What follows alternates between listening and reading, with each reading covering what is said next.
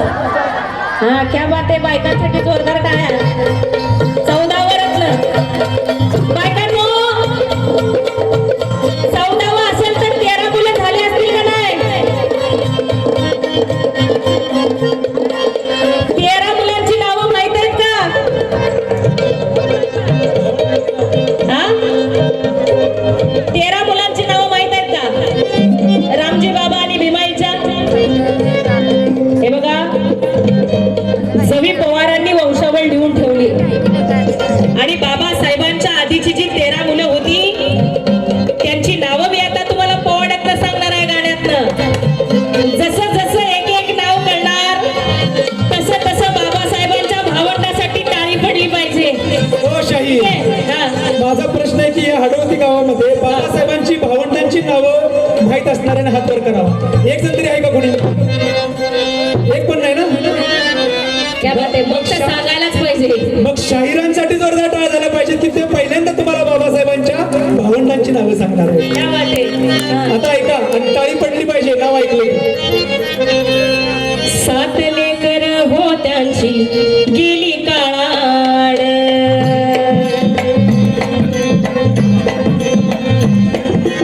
7 लेकर वारली.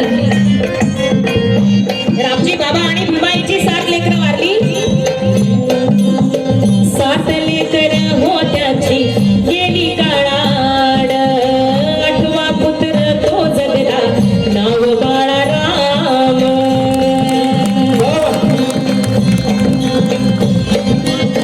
9वी लेक गंगाबाई 10वी रमाबाई.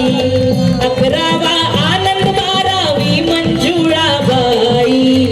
13वी लेक झाली नाव तुळसाबाई. 14व्या रतनानी नाव काढलई.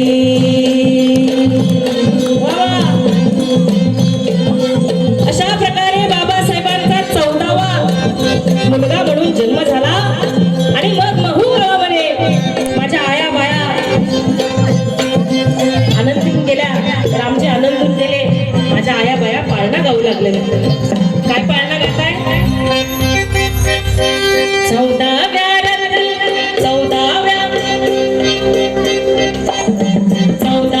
रत्नाचं उज्ज्वल भाळ जन्माला आलं भीम बाळ.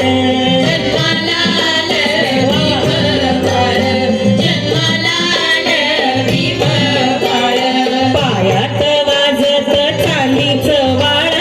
जो बाळा जो जो रे जो.